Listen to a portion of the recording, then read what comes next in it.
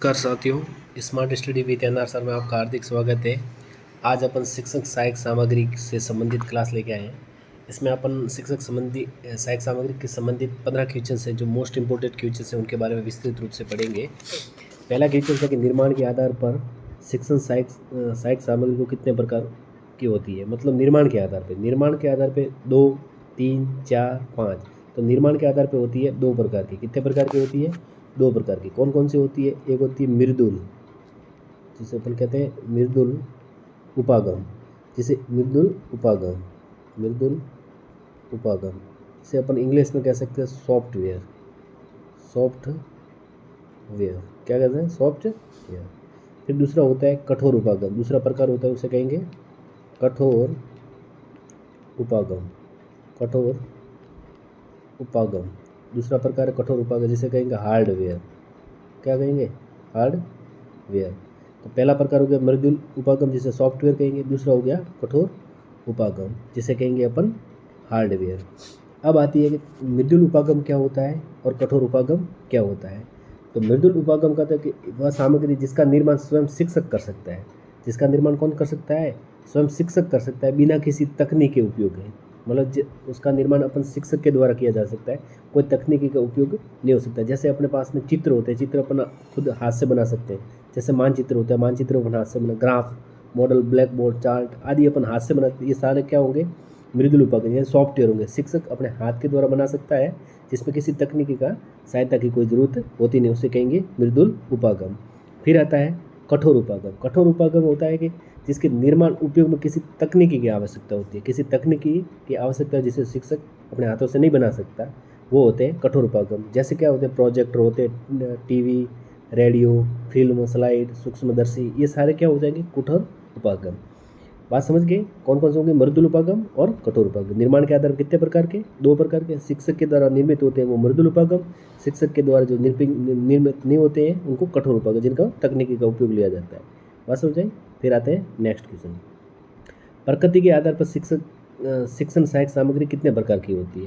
प्रकृति के पहले थे निर्माण के आधार पर 2 प्रकार की होती थी। प्रकृति के आधार पर 2, 3, 4, 5। तो प्रकृति के आधार पर 3 प्रकार की होती है। कितने प्रकार की होती है?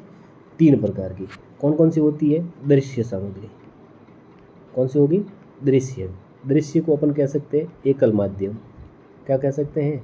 एकल माध्यम। क्या कह सकते हैं? एकल माध्यम। फिर दूसरी होगी सर्वे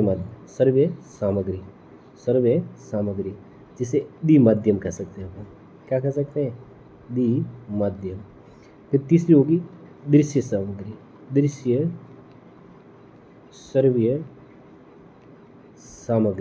जिसे अपन कह सकते हैं बहुमाध्यम। क्या कह सकते हैं? बहुमाध्यम। बात समझ रहे हो? पहला प्रकार हो गया दृश्य सामग्री, जिसे अपन कह सकते हैं एकल माध्यम। दूसरा हो गया सर्वे सामग्री, जिसे कहेंगे द्विमाध्यम।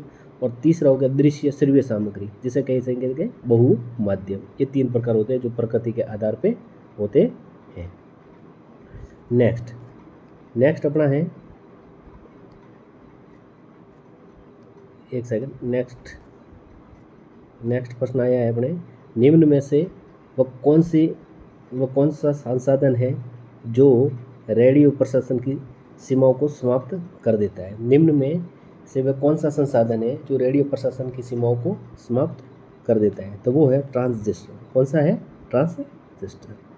फिर नेक्स्ट, रेडियो की कार्यक्रम प्रसारण समय सीमा समाप्त करने वाला। उसमें क्या कह रखा था?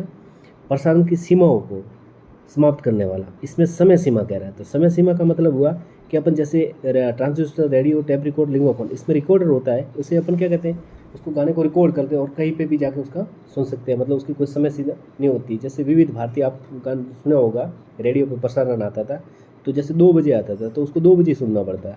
लेकिन टैप रिकॉर्ड के माध्यम से उसे अपन क्या करेंगे? रिकॉर्ड कर लेंगे। क्या कर लेंगे? रिकॉर्ड कर लेंगे। रिकॉर्ड करने के बाद में उसको कभी भी किसी भी समय अपन उसको सुन सकते हैं। तो हो गया टैप रिकॉर्डर। इसके बाद में आता है नेक्स्ट, पाठ्य पुस्तक है, साधन है, साध्य है, एकमात्र संसाधन है, या इनमें से कोई नहीं है। तो इसमें हो जाएगा साधन क्या होता है अगर, और साध्य क्या होता है? साध्य और साधन में अंतर समझिए। साध्य का मतलब होता है लक्ष्य। क्या होता है? लक्ष्य। जैसे अपना कोई लक्ष्य क्या होता है, अपना लक्ष्य है जैसे किसी भी प्रकार की नौकरी लेना, सरकारी नौकरी में जाना, अपना जैसे रीट एग्ज़ाम पास करना या आरपीएससी पास करना, ये अपना लक्ष्य है। लेकिन उस लक्ष्य तक पहुंचने के लिए अपन क्या करते हैं, विभिन्न प्रकार की पुस्तकें अपन पढ़ते हैं, बुक्स नोट्स पढ़ते हैं, कोचिंग क्लासेस लेते हैं। जो अपन लेते हैं वो होते हैं साधन। जैसे पाठ्य पुस्तक क्या है, साधन है। साध्य का मतलब होता है लक्ष्य, साध्य का मतलब होता है लक्ष्य, और उस तक लक्ष्य तक पहुँचने के लिए जिसका अपन उपयोग लेते हैं उसको कहते हैं साधन। ठीक है। Next, bulletin board. Bulletin board का है श्रव्य सामग्री, दृश्य सामग्री, दोनों या इनमें से ये होती है दृश्य सामग्री। कौन सी होती है, दृश्य सामग्री। नेक्स्ट, पाठ्य पुस्तक है। अब इसमें पूछा था पाठ्य पुस्तक साधन, इसमें पूछा है पाठ्य पुस्तक है श्रव्य सामग्री, दृश्य सामग्री, द्विआयामी सामग्री, त्रिआयामी सामग्री। जिसको सुन कर सकते हैं उसे श्रव्य सामग्री। तो अपन पाठ्य पुस्तक में क्या कर सकते हैं, देख के पढ़ते हैं, तो दृश्य सामग्री। इसके बाद में नेक्स्ट, जो शिक्षक प्रश्न करने की कला में शून्य होता है वह कभी अच्छा शिक्षक नहीं बन पाता। ये वाक्य किसका था। इसमें कह रहा है कि जो शिक्षक प्रश्न करने की कला में शून्य होता है वह कभी अच्छा शिक्षक नहीं बन पाता। ये वाक्य किसने कहा था, ये वाक्य कहा था सेलमैन ने। किसने कहा था, सेलमैन ने। नेक्स्ट, हिंदी भाषा सीखने में शिक्षण सहायक सामग्री है साधन, साध्य और दोनों या इनमें से कोई नहीं। मैंने अभी आपको बता दिया कि जितने भी अपन लेते हैं, एफर्ट करते हैं या जो भी साधन लेते हैं उपयोग में, वो सारे साधन ही होते हैं। तो इसमें क्या होगा, साधन होगा, कि शिक्षण सहायक सामग्री भी क्या है, साधन ही है। नेक्स्ट, किस शिक्षण सहायक सामग्री को शिक्षक का सच्चा मित्र कहा जाता है। बहुत ही इंपॉर्टेंट क्वेश्चन है, कई बार पूछा गया है। इस क्वेश्चन को याद रखें।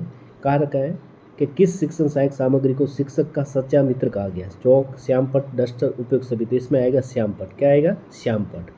नेक्स्ट, 11वां प्रश्न है कि भाषा शिक्षण में शिक्षक सहायक सामग्री के प्रयोग का लक्ष्य है। भाषा शिक्षण में शिक्षण सहायक सामग्री के प्रयोग का लक्ष्य है शिक्षक की ज्ञान में स्पष्टता लाना। तो कोई ज़रूरी नहीं है ज्ञान की स्पष्टता लाना। प्रत्येक से विषयों में स्पष्टता लाना, ठीक है। बालक के अनुभवों में विस्तार देना, नहीं। मनोयोग को आकृष्ट करना, नहीं। तो इसका हो जाएगा प्रत्यक्ष एवं विषयों में स्पष्टता लाना। मतलब अपन किसी चीज़ को उसको दिखाएंगे तो प्रत्यक्ष रूप से देखेगा और उसके बारे में स्पष्ट रूप से जानेगा कि इसका ये है, यहाँ पे ये है, जैसे। तो इसमें हो जाएगा प्रत्यक्ष एवं विषयों में स्पष्टता लाना। नेक्स्ट, सूचना पर जिस पर खादी का मोटा कपड़ा लगाया हुआ होता है और जिसका उपयोग चित्र प्रदर्शन में किया जाता है शिक्षण सहायक सामग्री है।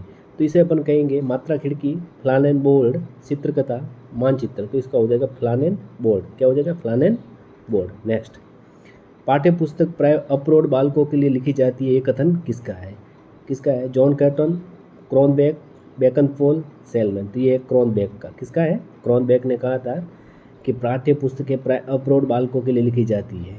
ये किसने कहा था, क्रॉनबेक ने। नेक्स्ट, शुद्ध एवं सटीक उच्चारण के उद्देश्य अर्थ जीभ के पिछले ऊपरी भाग पर रखा जाने वाला उपकरण है। मतलब शुद्ध और सटीक उच्चारण के लिए, उद्देश्य के लिए जीभ के पिछले भाग पर रखा जाता है। तो वो उपकरण होता है काइमोग्राफ, कृत्रिम तालु, नेमोग्राफ, इंडिस्कोप। तो ये होता है कृत्रिम तालु। क्या होता है, कृत्रिम तालु। और ये जितने भी दे रखे उपकरण, इनका काम होता है उच्चारण में सुधार करना। क्या करना, सुधार करने के लिए इन सारे उपकरणों का उपयोग लिया जाता है। ये सारे उपकरण हैं, इनका किस में लिया जाता है, उच्चारण में सुधार के लिए। लेकिन इसका आंसर होगा कृत्रिम तालु। नेक्स्ट प्रश्न है, इनमें से पाठ्य पुस्तक के किस अंग की उपयोगिता प्राथमिक स्तर के लिए अधिक है। तो प्राथमिक स्तर में आपको पता है कि बच्चा होता है, बच्चे को क्या बताना है, वितरण, वर्णन, समीक्षा या प्रश्न।